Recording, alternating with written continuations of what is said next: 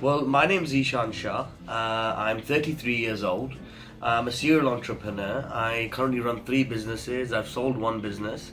I won Young Business Person of the Year in 2016, and then in 2017 I won the Young Entrepreneur of the Year award at the London Asian Business Awards. I've had an interesting career so far. Really sort of started in the property market, ventured outside a little bit here and there, done some ventures outside the property market as well, but predominantly a real estate entrepreneur. Got businesses here in the UK. We do developments and investing in the UK. We're also the largest sellers of Dubai property in the UK market. And we're also recently, about 15 months ago, I started developing large-scale real estate communities in Pakistan. So we've got two projects underway in Pakistan with over 3,000 homes under development. That's yet to come. The greatest highlight hasn't come yet. I mean, I've had many ups and downs, as you know, comes with business. Some of the ups, I'd say, obviously winning the awards for Young Businessman of the Year and then Young Entrepreneur of the Year. One of my businesses, One Investments, we got the award last year for the largest international agent for Damac Properties, right? Their highest performing international agent. So Damac Properties, they're a $5 billion market cap publicly listed company. And for us to be awarded, and we only started our journey with them in March of last year, and by the end of the year we were their number one agent. So whereas other ones have been probably going for 10 years as their agent, we came in, we only did 9 months, so only 3/4 of the year, and we were number one. That was a great achievement. And to be honest, a lot of the deals that I've done one by one, they've all been really innovative in their own way. I've been doing deals worth millions of pounds with no money in my pocket, in the past. So, those sort of would make you really proud when, you're making good money and you're turning around a £10 million deal and your back pocket, you only got 10 grand. So it's, those sort of things, the small happiness, that you get from them, where you're sort of having to play the game and, the hard times, because the most difficult part of the business journey is going from 0 to 1 million, right? That's the most difficult part of the journey. So that's where you have to play the game the most. And the small achievements that I made on that journey, I think those will always be the most precious to me, and the ones that I'll always remember for the rest of my life, because they're the most difficult. They're the most difficult, because when you're coming up right from the bottom, that's when there's so many people on top trying to stop you. There's so many people, when I'm saying people on top trying to stop you, it's not literally, big rich people stood there trying to push you down. It's more like you're competing against people who are established. So I'm competing for a £10 million deal with no money, and I'm trying to play some innovative game and structure some deal, whereas the guy who's competing against me for that deal, he's got 10 million, So those sort of victories were the most important ones. But if you ask me my biggest achievement in life, it has to be my family, my wife and my son. My son in particular, he's my pride and joy. He's 2.5 going on 3 now. He'll be 3 in March, and just seeing him grow and develop, and the relationship I have with him, and the life that he's living, that's my biggest achievement, and that's my biggest source of inspiration as well now. I think you come to a stage in life, well I did, at least in my late 20s, when I was like okay, I set out on this business path, and yeah, it's really fun and I find it interesting, and I wouldn't choose anything else to do, but is this it? Is that it to life? Is this all that there is? Is this what I'm just going to continue doing forever? There's got to be a bigger meaning. There's got to be something else, right? But when I had my son, then everything fell into place. You're like, that makes sense. Life's not about me. It's about when you have your children. For me, when I had my son, it's like, now I've got a new purpose, a new meaning for life. And that's why when a lot of people say that life isn't about yourself, it's about giving back. That giving back starts from that. The first giving back is you're doing to your own family. And what gives you pleasure is not.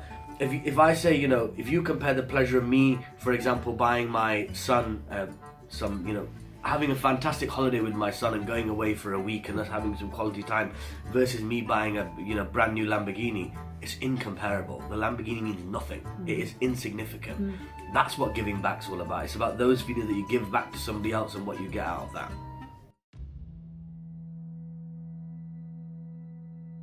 In business, every single day there's challenges, right? There's small challenges, there's medium-sized challenges, there's huge challenges. You know, every day is a challenge, and the secret to success, right? If anybody to ask me, if somebody said, right, you've only got 1 point, somebody's young, somebody's 18 years old, they're just starting in business, give them one tip to, you know, sort of really pull together the whole vision of what they will need in business. If you just had to sum it up in one line or one point, what would it be, right? And success is going from failure to failure without losing enthusiasm, but in a matter of fact, gaining momentum, right? So if you think of yourself as a runner, you're a runner who does those hurdles. Now, if you run and the hurdle comes and, you know, obviously you've never jumped over it before, you jump over it, you fall over, right? A lot of people, what they'll do is they'll hit that first hurdle, right? And they'll be like, it's not for me, right? It's not for me. Let me just go back to the normal race, right? This hurdles isn't for me. This is not my thing. I'm just going to go back to walking, or I'm just going to go back to the marathon. You know, I'm not good for this high pace thing. Then some people will go, they'll go across the first hurdle, then they'll try again, and then they'll try again, but the second, third one they'll go. And honestly, by the time you've got to a decent stage, most people have left anyway, right? They're all like, you know, it's not for me, it can't happen. What you've got to do is you run, you try and cross that hurdle, you got it wrong. Think back, shit, what did I do wrong there, right? That didn't allow me to cross that hurdle. The next time you run, perfect it a little bit more, like improve it a little bit more. You might still not get over it. It might take you 20 times. You might not even be able to do it in your first run. It might take you 500 times. But ultimately, if you stick at it and you say, there's no way that I'm going to lose, you can't lose, you're going to win. So you've got to go from those hurdles. Each time you trip up, you've got to get back up with a smile on your face, think about what you just did, how you can improve it, and I'm not going to let it happen again next time. And you just got to keep going. You've got to keep going. So the most successful people in the world, they're the ones that fail the most, but they learn the most. And every time they fail and learn, they gain more enthusiasm that now I'm more intelligent than before, now I'm going to win.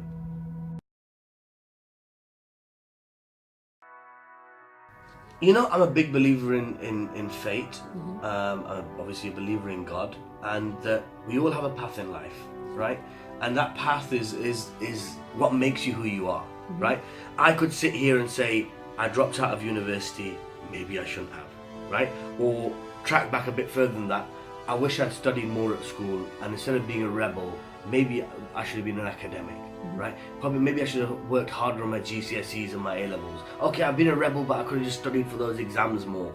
X, Y, Z, right? There's a lot of ways you can look at the past and dwell, right? And think, this could have been, that could have been, that's not me, right? I am who I am today because of my experience in the past, right? And if I hadn't done what I've done in the past years, I wouldn't be where I am today.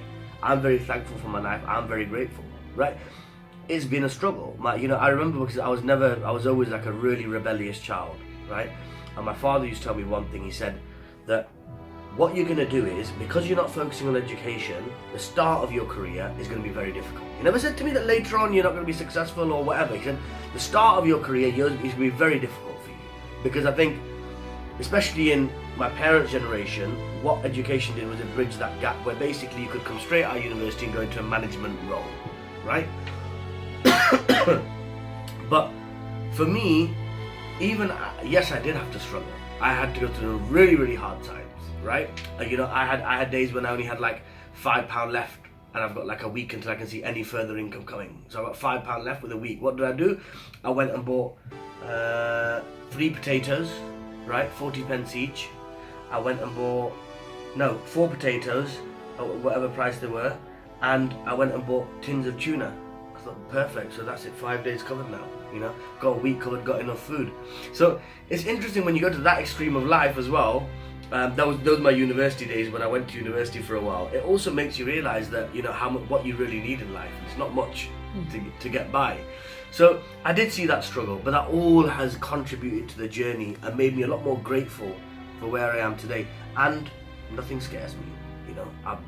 I started from rock bottom. Anybody who knows me personally or has known me for a significant amount of time knows that I started from, like, if this is the bottom, a bit below it, right? Not I didn't even get £10,000 from my parents to say, here you go, start a little something. No, I started from minus. Minus is where I started from. So, you know, that's what life is, and you know, that's how it's been for me, and it's fantastic, it's amazing, and I'm a testament that if I can do it, anybody can do it. So panicking it, right? What most people do when they encounter problems in business is they panic, right? Now what panicking is that you've got this situation going on, right? Panicking is you assuming the worst case outcome of that situation, right? So for example, let's just say this book's in my hand, right?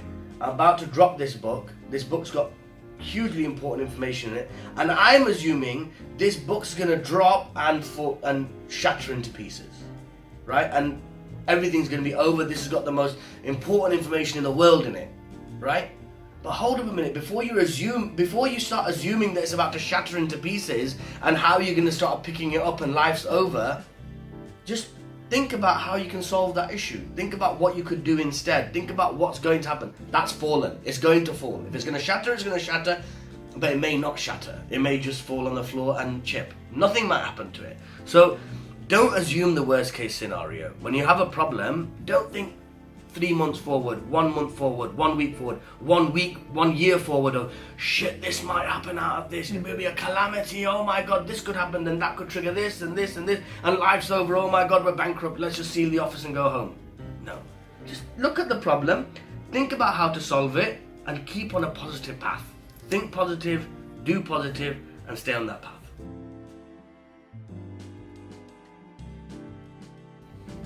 Currently, we're developing large-scale communities in Pakistan. We've got a couple of projects in Gwadar at the moment. We're looking at other cities across Pakistan. Fantastic growth opportunity for investors in Pakistan. We are catering to the overseas Pakistani market, so giving overseas Pakistanis the opportunity to securely invest in Pakistan. Myself went out there, we've all heard the stories about, you know, friends and family, you know, buying property or buying land in Pakistan 5 years ago and now it's worth 10 times the amount, literally. Yeah? Somebody bought something for 100,000, today it's worth $1 million 5 years later. So we all know the benefits of investing in Pakistan. But I went there to make some investments in the past and I just didn't feel comfortable with the way the developers operated over there. And one thing led to another, and it ended up with us creating this company, CPIC, which was basically formed to address my own issue that I was having. My issue that I wanted a secure option or a credible option to invest in Pakistan. And I was certain that if I'm there with this issue, there's going to be millions of people out there with the same problem. So I solved my problem, and along with it, you know, we've a lot of other people have now been investing with us, and we've established ourselves very well as the market leader within our segment. So hopefully take this, you know, from growth to growth, take it to the top. I've lived in Pakistan. I lived there from the age of 8 until I did my A-levels there. So I grew up there, so something very close to my heart. We're contributing tens of millions in foreign direct investment into Pakistan. We're creating thousands of jobs literally already, and you know, that gives me a lot of sense of pride. It's developing the country's future, and so it's a great, like, sort of social business in a way, like a socially responsible business. We're helping people from the UK invest in property or buy property in Pakistan and have the long-term benefits from investing in that. At the same time, we're attracting investment into Pakistan and development of the country. So it's great. It's sort of a combination in some way of my passion and work. They can visit our website, www.cpicglobal.com. We're on social media. We have some great YouTube content. We recently did a trip where we took 8 influencers, travel influencers from all over the world, from the UK, from Canada, from Italy, from New Zealand, and teamed up with some YouTubers in Pakistan and did a tour across the country. That's all on our YouTube channel, again, CPIC Global, Instagram, etc. All the platforms, Facebook, Twitter, were there. You know, if you want to follow in my footsteps, don't waste any time. Don't look left or right too much. Just get up and go. Get up and go. Don't think about it. You know, there's times in life when opportunity comes your way, right? And if you sit there thinking about it too much, especially when when you're young, when you're starting your career, I'm a big advocate of get up and go, right? Don't sit there twiddling your thumbs and thinking about things. When you have an opportunity that comes your way, get up and go. If that means moving to the other side of the world, do it, right? That's what I did. I moved from the UK to Dubai, drop of a hat. Literally Monday decided, Wednesday I was gone, right? If I hadn't done that, my life wouldn't be where it is today, right? And the funny thing is, I had a friend of mine who was with me at the time, and he was in sales as well, right? And I had a little bit of a sales background, but he was in sales. And I'm like, listen, I'm moving out to Dubai. There's so much great opportunity, blah, blah. You come with me too, let's go together, right? And he was like, yeah, for sure, I'm gonna come. Anyways, when it ended up like a day before leaving, I called him. He's like, yeah, I'm coming, you get there, and I'm gonna like come next week, right? It's been 12 years since that day. Next week never came.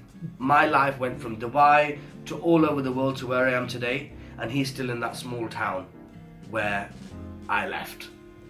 That small town's the north of England, Doncaster. It's where I was born. So after university and everything, I went back there. And he's still there, working for the same company, doing the telesales job. He was, at that time, I would have considered him probably a better salesman than me, probably more talented than me, right? He was definitely further in his career than me, right? But that just shows you that if you don't have the guts, if you don't have the desire, and you don't put yourself outside of your comfort zone, what can happen in life? You get in a comfort zone, you get into that rut, and you just get stuck in there. So that leads on to one of my principles in life is that hard work beats talent if talent isn't worked hard. Every single day, right? So don't think about somebody's talented, more talented than me, somebody's more intelligent than me, somebody's faster than me, somebody's better looking than me, there's always going to be somebody that's better than you at something. You focus on always consistently being the hardest worker in the room. You will win. End of. I'm relatively active on social media. We're just starting a brand new YouTube channel as well now. It should be live. We're in what date are we on? 11th of December today? Yeah, 11th of December. Should be live by, I'd say, the 15th of December. And we're going to have regular content on that. So you can follow me on YouTube, Zeeshaan Shah. On Instagram, it's Zeeshaan Shah, but my actual username is @Z, so it's very Z-E-E. I'm on Facebook as well, Zeeshaan Shah. You can find me everywhere.